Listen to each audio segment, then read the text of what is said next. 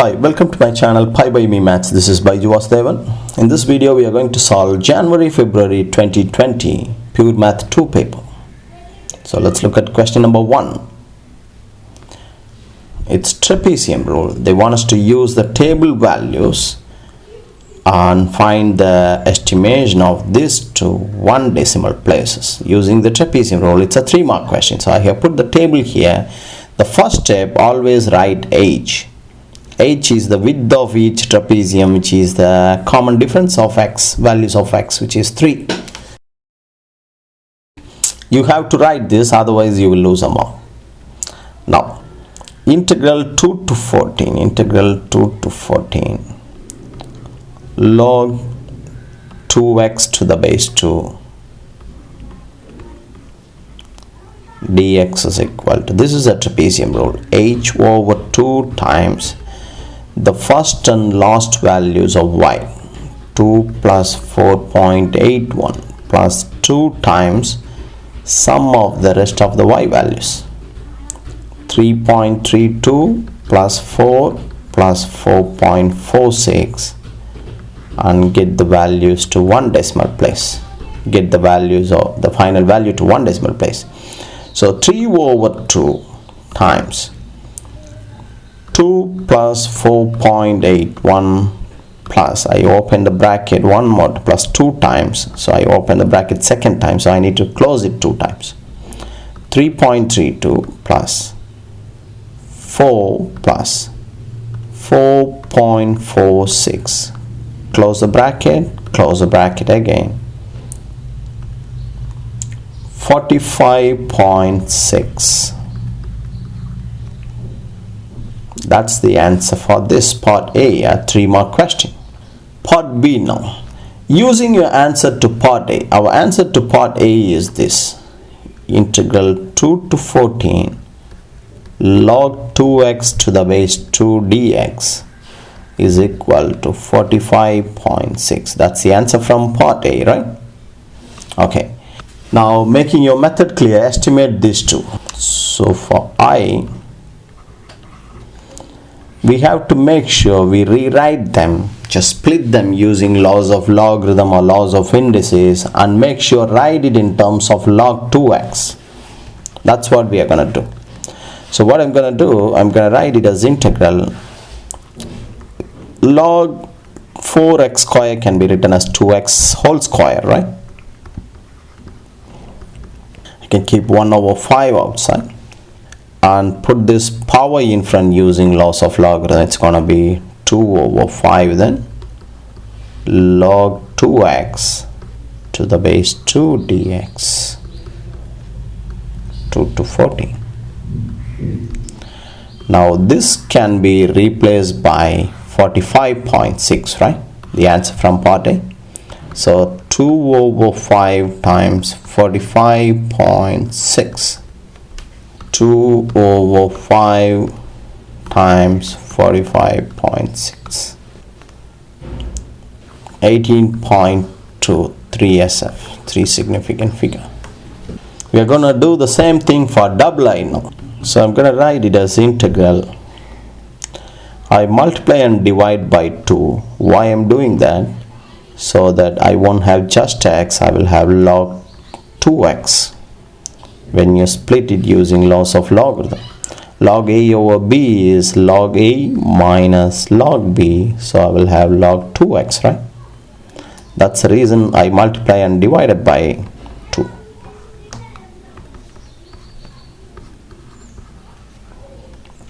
I'm going to split the integrals. Log 4 to the base 2, put it in your calculator. 2 square is 4, so you will get just 2. So integral 2 dx minus integral log 2x dx.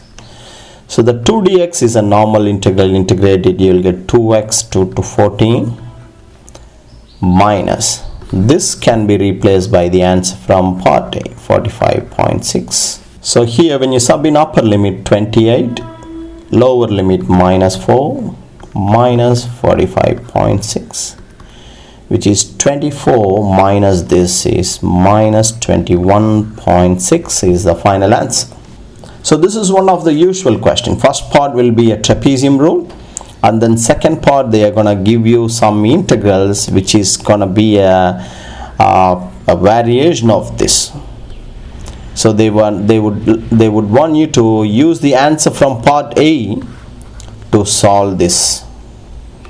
So what you need to do, you need to split it, make sure you write them in terms of in this case log 2x. So you can replace it with 45.6. Question number 2. One of the terms in the binomial expansion where a is a constant is this. Find the possible values of a. Okay. In this expansion, when you get questions like this, they are talking about a particular term, especially a term with x power 4, right? Don't sit there and write the whole expansion. Don't do that. You need to use the general form. The general term of a binomial expansion, which is NCR, a power n minus r, b power r. That's a general term. So in this case, n is the power 6, 6cr, a is the first term, b is the second term. That's the general term of this binomial expansion. Now we are talking about a term with power x power 4, so automatically r has to be 4, right? So when you sub in r is 4, you will get 6c4, 3 power 6 minus 4, ax power 4. This is equal to 540 x power 4. 6c4, okay, 6c4 is 15 times 3 square times a power 4 x power 4 is 540 x power 4. Remove x power 4 both sides, so a power 4 is 540 over 15 times 9. 540 over 15 times 9 is 4. A power 4 is 4. So a is going to be 4th root of 4, which is plus or minus root. So that's why they say possible values of a. There are two values. Let's look at part B now. Hence find the independent term of this expansion. Okay, we have 1 over 81 plus 1 over x power 6, and then let's say we have the expansion of this. Even though we don't have the expansion, let's assume the expansion is there. How do you get a term independent of x? That means a term without x. When you multiply 1 over 81 by the constant term, right? In this expansion, what would be the constant term? 3 power 6, the first term, right? Plus. Okay. When you multiply this term by a term with x power 6 in it, the x power 6 will be cancelled. So you will get a constant term again. Okay, now think about it. In this term, in this expansion, where do you get a term with x power 6? The last term, right? A power 6, x power 6. So the constant term is equal to 1 over 81 times 3 power 6 plus 1 over x power 6 times a power 6 x power 6. Right? When you simplify, 3 power 4 is 81, so you will get 3 square 9 plus a power 6. A is basically square root of 2. Square root of 2 power 6 is 8. 17 is the answer. That's all. Don't find the whole expansion. You're going to waste time. You should be smart enough to find the particular terms actually, and then just multiply them. You don't need the whole expansion. Now question number 3, you have f of x given. Use factor theorem to show that this is a factor. If this is a factor, equate it to 0 and get the value of x. If you sub in this into f of x, you should get 0. So you need to find this actually. 6 minus 3 over 2 whole cube, 17 minus 3 over 2 whole square, 4 minus 3 over 2 plus 12. And I have seen students, they just put equal to 0, therefore 2x plus 3 is a factor. They just write this actually. And when I ask them, how do you know it's 0? They say, the question clearly says it show that. They're not asking us to verify whether it's a factor or not. They want us to show that it's a factor. That means it's a factor already. And the reason is a valid reason. What they are saying is a valid reason. But as a teacher, I just always wanted to make sure it's 0, you know. So I always just put it in my calculator once, you know. 6 times minus 3 over 2 whole cube plus 17 times 3 over 2 whole square is 9 over 4. So minus, this term is minus 12 actually. So minus 12 is 0. Yeah, it has to be 0 because, like the student said, the question says show that. So, and then write the conclusion, therefore 2x minus 3 is a factor. Let's look at part B. Hence find the product of 3 linear factors. We can use the long division method. Hence, like, long division method is easy and everyone knows that. I'm going to show you another method, comparing the coefficients. Sometimes you need to try that also. If you are a person going to take P3, P4, this is going to be very useful. It's not that difficult. Write the function first. 6x cubed plus 17x square plus 4x minus 12. That's a function, right? Yes. We know 2x plus 3 is a factor. So when you divide by 2x plus 3 using long division method, the quotient going to be a quadratic one. How do I know a quadratic one? Because the highest power here is 3. So this times this is power 3. And then I'm going to compare the coefficient of x square on both sides of this equation. Here it's 6. Here I will get 2ax cubed. So 6 is equal to 2a. A is equal to 3. Compare the coefficient of, this is coefficient of x cubed actually. I'm going to compare the coefficient of x square now. 17 here is equal to 2x times bx. So 2bx square, 2b is the coefficient. 3 times ax square. 3a is also coefficient of x square, right? So replace a by 3 here. 3 3s are 9, goes to the other side. You will get 8. So b is 8 over 2, 4. And then you can sub in any value for x also. I'm going to sub in x is equal to 0. So 0, 0, 0 minus 12 is equal to 0. You'll get 3 here. 0, 0, c here. 3 goes to the other side. C is minus 4. Therefore, the factor is, you need to write the function first. 6x cubed plus 17x square plus 4x minus 12 is equal to 2x plus 3 times, write the quadratic factor with the ABC values in it. So 3x square plus 4x minus 4.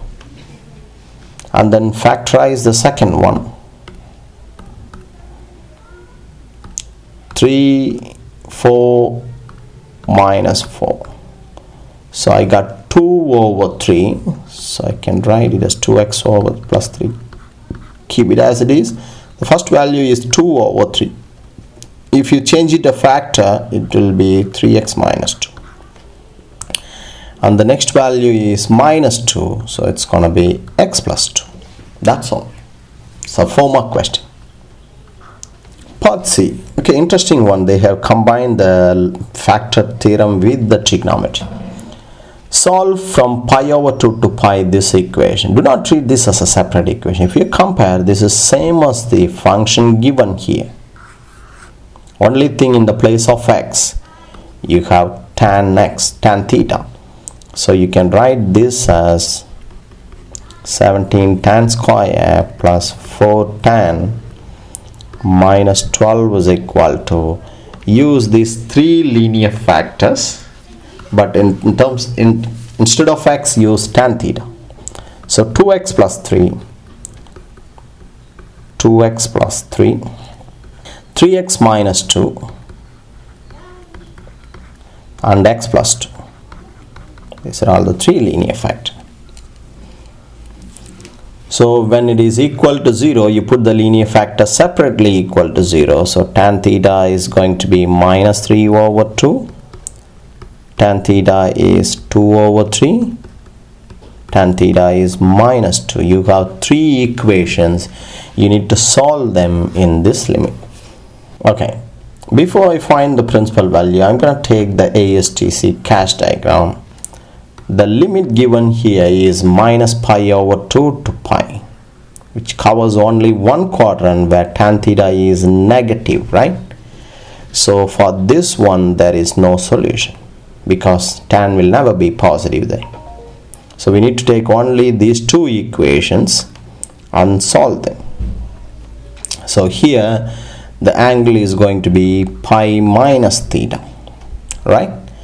Theta is the principal value. So pi minus tan inverse of, when I find the principal value, I use the positive number. Here theta is pi minus tan inverse of 2. That will give you the answer. Round it to 3 significant figure. Okay. Pi minus tan inverse of 3 over 2. They want the answer to 3 significant figure. 2.16, come on. Pi minus tan inverse of 2. 2.03 radians. That's all. Let's look at question number 4 now. We have a diagram given with such shaded region. There is a line here. Most probably if it is parallel to x-axis, it's going to be the line y is equal to 17. Okay, let's read the question. Figure 1 shows the sketch of the curve with the equation y is equal to 2x square plus 7. This is y is equal to 2x square plus 7. The finite region shown shaded figure 1 is bounded by the curve y-axis on the line with y is equal to 17. Find the area. Okay. Now let's find this point of intersection first. 2x square plus 7 is equal to 17. 2x square is 10. X square is 5. X is equal to square root of 5. So this is square root of 5. Now if you take the curve, integrate it from 0 to square root of 5, you will get the area below the curve, right? Not the shaded region R, right? And then find the area of this rectangle. Find the area of this rectangle. This length is 17, this length is root 5, get the area. So take the area of the rectangle minus the area below the curve. That will give you R, right? So that's what we are going to do. So first I'm going to find the area below the curve. You need to show this working, how you got the x coordinate. Now integral 0 to root 5, 2x square plus 7 dx is 2x cube over 3 plus 7x, 0 to root 5. You don't need to sub in the lower limit because everything becomes 0. When you sub in upper limit, 2 times root 5 whole cube is this actually, right? Which is 5 root 5 plus 7 root 5. That's 10 over 3 plus 7 because these two are like terms. 10 over 3 plus 7, 21, 31 over 3. So you're going to get 31 root 5 over 3. That's the area below the curve. Okay. Now you need to write the shaded area is equal to the area of the triangle 17 root 5, right? Because 17 times root 5 area of the rectangle, right? 17 root 5 minus 31 root 5 over 3, the area below the curve. So you can keep root 5 as a common factor outside. You'll get 17 minus 31 over 3. So 20 root 5 over 3 square units. That's all. Question number 5. A colony of bees is being studied. The number of bees in the colony at the start of the study was 30,000. 3 years after the start of the study, the number of bees in the colony is 34,000. At the start of the study, it was 30,000, right? So after first year, it will be something. After second year, we don't know. After third year, 3 years after the study, it's 34,000. A model predicts that the number of bees in the colony will increase by p% each year. If something increases by same percentage each year, that's a geometric sequence, even if it's not mentioned in the question. But in this case, it's mentioned already, geometric sequence. Assuming the model, find the value of p. Okay, you need to find the common ratio first. The third term is AR cube, right? So you need to write AR cube. Instead of A, use the first term, 30,000. Is 34,000. So R cube is 34 over 30. Find the value of R.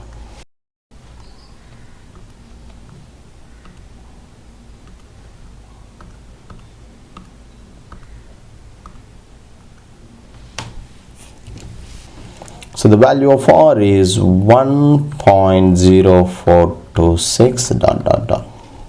Now they don't want the value of R, they want the percentage of increment. So let me explain that part. You got R as this, right? Okay, remember this. If something is increasing by p%, for example, let's say if something is increasing by 2% every time, the common ratio will be 1 plus the 2%. If something is increasing by 30% every term, it's gonna be, the common ratio will be 1 plus 30%, so it's gonna be 1.3. Always remember that. Okay. If something is decreasing by 20% every time, the R will be 1 minus 2. 1 minus 0.2, it's gonna be 0.8. This is 1 minus 0.2, remember that. This one 1 plus 0.02, 1 plus 0.3. If something is decreasing 35% every term, R will be 1 minus 0.35, it's going to be 0.65. So using that method, you can find the percentage of increment or what percentage it decreased. So we got the value of R as this. So the percentage of increment is 0.0426, etc. You change it to percentage, times it by 100, that's going to be the percentage.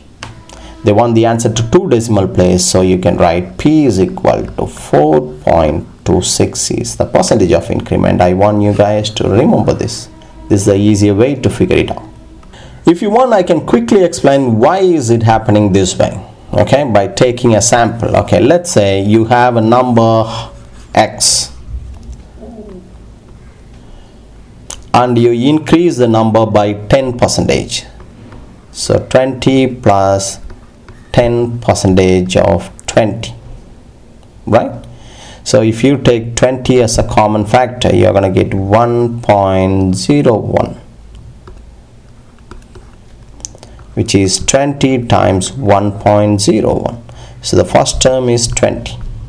And when you find the next term, you're going to get 20 times 1.01 square. That means you increase this by 20% again. So that's a common ratio. So if it is the common ratio, the percentage of increment is 10. Okay, so you don't need all this thing. If the value is more than 1, remember this, if it's more than 1, that that decimal value is going to be the increment, change it to a percentage. If it's less than 1, when you calculate R, let's say you are getting 0.98. So 1 minus 0.98 is 0.02, so 2% decreasing every time. Remember that, okay? I'm going to move on to the next part now. According to the model, at the end of n years, okay, we have 30,000. We don't know the second term, we don't know the third term, fourth term is 34,000, etc., etc. End of n years, the number of bees in the colony exceeds this. So okay, end of n years, right? This is end of first year, after first year, right?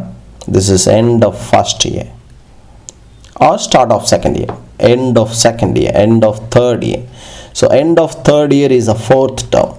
End of n year would be the n plus 1 term, n plus 1 terms. Hope you understand this. So they say this term, the value in this term exceeds 75,000, not the sum actually, if you read the question carefully. The number of bees in the colony for that particular term, that means a n plus 1 exceeds 75,000. That's what they are saying. What's the formula for a n plus 1? A times r power n minus 1. N plus 1 minus 1 is n minus 1 is greater than 75,000. R power n is greater than, we know the value of r, right? 1.042, etc. 75 over 30. Take logarithm, you will get n log 1.042, etc. is greater than log 75 over 30 is 5 over 2. When you divide by this, so we are going to divide this by this actually. So log 2.5 divided by log 1 point, I stored the value as a actually, the common ratio as a. So a is equal to n is greater than 21.96, etc. So n is equal to 22 is the answer. That's capital N actually. That's all.